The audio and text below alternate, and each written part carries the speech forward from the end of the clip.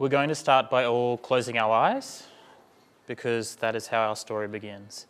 It begins in darkness so that our minds can better form the images of the words that I'm going to say. You can open them later when you're ready, but for now just keep them closed. My name is Travis de Vries, and this is Lost Tales. I wrote a story when I was a child. It wasn't my first, but it is the one that I remember most clearly from that time. My mum and dad had broken up a few years before, and I guess I took it kind of hard. I was the type of child that had a good imagination, although apparently not good enough to manifest an imaginary friend to help me with all of the life problems a child of 8 would have. I'd always been fond of the idea of having an imaginary friend, but I couldn't seem to make one, so I wrote one instead. The boy in my story had this incredible imaginary friend. It was a dragon-like creature, the size of a dog, with a head that looked very similar to my blue stuffed bear. It was blue all over as well, and had great, wide, golden, feathery wings, and it could disappear in a puff of smoke if it needed to hide from parents or teachers. The boy's dad had moved away from his family, and his mum had been having a rough time of it. The creature had come to protect him and to keep him safe when he needed. It was someone he could talk to, that would just listen and would help him forget everything that was bad or hard or unjust in his world. I drew pictures for the story, and I covered it with a bright blue coloured piece of paper as its front and back cover, and with 3 simple staples along the left-hand edge. I was honestly proud of it. A few weeks later, my mum had a long talk with me. She'd been called into the school to speak to my teacher about the book. Everyone was worried about what was going on with me, and they wanted to know if I had a creature that followed me around. They wanted to know if I needed to talk to someone. I didn't. After that, I decided I would only write true stories. There would be no more make-believe for me. So I'm going to tell you the story of a boy. This is a true story that happened a long, long time ago. Long even before the people of the north came to these shores. The boy was born into a tribe on land that isn't too far away from here, in a valley pristine. The valley was different then. The animals were gentler. They would live close by to the tribes. It was said that you could step outside of the camp in the morning, throw your spear, and catch one of the beasts to feed everyone for weeks. It was a beautiful, peaceful time, but one that unfortunately wouldn't last. In those days, the forests and lands beyond the valley were not as we know them now. They were wild and dangerous. Many people would leave, never to return again. The trees were old and the paths were twisting. Some said that the trees walked and the paths would change in the night. And occasionally, this was true. And so this boy was born into the tribe that lived in the valley. He was born on the soft dirt, his mother's back resting against the bark of a tree. She gave birth, surrounded by the women of the tribe. It was no easy birth. His mother kept only enough strength to bite through the cord that linked her to her son, and shortly after, she bled out. The last thing she was able to do was gift him with his name, Yami, which means old one. Little did she know how true this would become. His father became a man haunted by the memories of his lost love and distant to the needs of his son. And so it was that the rest of the tribe raised the boy. They all loved him, just as they had his mother. From early on, Yami was expected to earn his way in the world, and so all of the men and women of the tribe taught him what they knew. He learned how to hunt and how to fish. He learned how to track water when the river dries up to a puddle. For a time, he even lived with the medicine woman, who taught him some of her secrets, like the right plants to heal a wound, how to throw your voice out in the bush to scare an animal towards you. And she taught him about the creatures, gods and demons that still walked freely through the lands beyond the valley, and how, if you were smart enough or quick enough, you could beat them at their own game. She told him the stories of men who had bested the gods. Now, right here, I could tell you the story of how Yami became the disciple of one of these gods, Baiame, and lived to be thousands of years old. Or I could tell you about how, years later, he travelled north until he reached a great ice wall and learnt magic from all across the worlds. But both of these are for another time. This story is about how Yami first came to leave his people. He was a mischievous child, quick of wit and dexterity, and he would taunt and play tricks on the other children, and even the elders. They forgave him for this, as they knew that one day he may have to leave, never to return, as that was the way of things at the time. Years passed as they do, and it came time for Yami to go through the becoming, where boys turn into men, sent out into the world to survive for a year. If they are able, they would return to take their place as one of the people. And so, as was the tradition, Yami left, and he ventured out of the pristine valley, across the land to seek his manhood. He found himself walking off into the wilderness, no longer a boy, but not yet a man.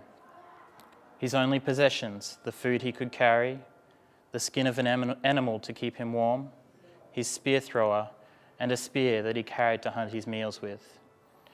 He also had his mind, which was sharp, and his confidence, which was, by all accounts, larger than it should have been. He walked west, following the passage of the sun as it dipped below the horizon day after day. He walked the winding paths and through the forest dark. He walked past the mountains of dreaming, where people would go to take herbs and stare into the sky, dreaming visions of the future. Occasionally, he would come near to other tribes, but until he was a man, he would have to avoid them, as that was the way of things. He would camp near to them, though, and they would leave him gifts of dried meat or berries to assist him on his journey, but they never spoke. Weeks and months passed, and still he walked, searching for that which would mean he was a man. By and by, he came to a huge lean-to, made of the bones of men and the bones of some beast larger than any he had seen before. The hut was huge, and the bones polished so they shone white in the light of the sun. He thought to himself, "This is something special." He stood outside the entrance, wondering and listening. Perhaps in here is the thing he sought.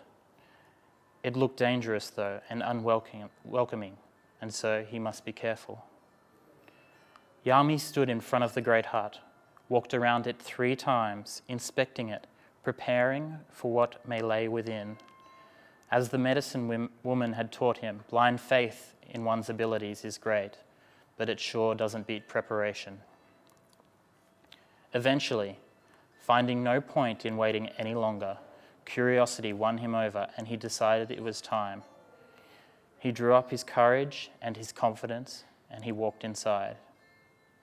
He saw within many interesting things, baubles the like of which he had never seen before, scattered here and there, but the thing that most drew his attention was a girl of such beauty that he could scarcely believe her human, and seated before her, on the floor, an old woman. The girl's hair was of a deep black, so deep it sheened blue in the pale light of the hut. Her lips were full, and her eyes, while cast downwards, sadly towards the ground, were large, dark, and full of mystery. Yami, as anyone would be, was smitten. In comparison, the old woman couldn't have been more different. Her ears were stretched along with bones through widened, gaping holes that reached to her shoulders. Her hair was thin and greasily clung to her scalp. Her limbs, too long for her body, and joints crackled and popped as she moved to rise, towering over him. She had one open eye, the other, swollen, stayed closed.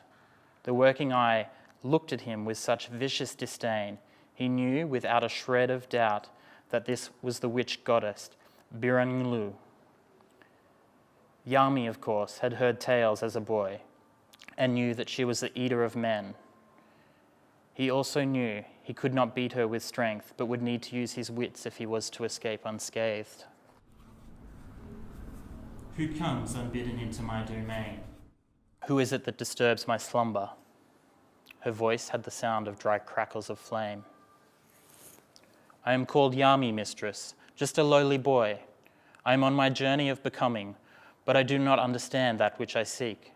I fear I may never become a man. I beg of you, help me if you would. He played the naive child rather than show any shred of intelligence. I could eat you, boy, but it won't be tonight. I feast only on those that are grown. The meat of a child is barely worth my time. Yami swore. He realized that he had spoken in error. If he were to find the thing that he sought, then he would be eaten. Yami's mind worked quickly for a method of escape. He spoke loudly and bravely. Come now, lady, I know who you are. Tell me how to find what I seek. Biranlu grew irritated. I will send you to find this thing. A day's walk from here is a cave, and within is that which turns boys to men. But I would have your word. Once you find it, you will return to me. Yami replied, O great lady, if that is what you want, give me directions, and I will be off. Boy, if you do not return once you have become a man, I'll come after you with all the powers that I have. And so she gave Yami directions to find the place, shook his outstretched hand, and sent him off with a time limit of 3 days, after which she would come following. And so, with a wink to the pretty girl, Yami backed out of the hut. Now it was that Yami walked away, and he got to thinking. He thought to himself, really, that goddess didn't seem too smart at all, and what he really wanted was a chance to talk to the girl. So he walked out of earshot and he made himself comfortable. 3 days he waited, and then he hid and he watched as old Biranlu left and wandered off in the direction she had sent him, ranting and raving. They would see each other again many years later, and she would remember Yami and curse his name. Yami, the boy, crept back to the cabin and crept inside, seeking the girl with the downcast eyes. Once in there, his eyes caught her, and he was transfixed again. If before he had been on a journey to find himself, now he believed he had found something much more than that. It was in this moment that Yami became a man. In this moment, he knew it was nothing that could ever be found, rather something within each person that sought it. The two stood face to face, and they spoke of many things, running away, living together till their days were at an end. And so, as two lovers crossed the threshold from the hut to the world. Now, stories are lovely when everything wraps up nicely like a present you give to someone you love for their birthday. This isn't one of those. After Yami and the girl stepped out of the hut, the enchantment that had been upon her broke, and she turned back into a crow and flew into the sky.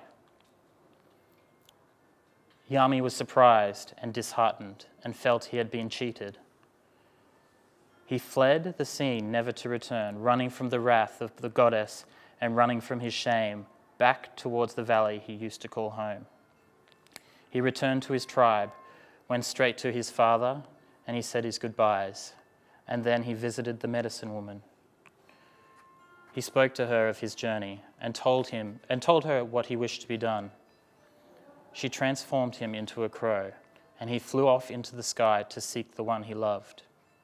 One journey of searching turned into another, and he would never see the valley of his people again. As I mentioned before, this is not the end for Yami. He was destined to live longer either than you or I. He became a crow for one lifetime of man and was the first Gamilaroi person to have a totem. As a crow, he learnt things that no human would know. He would go on to have many adventures, but those are again for another time. My name is Travis DeVries, and this was Lost Tales. Thank you very much.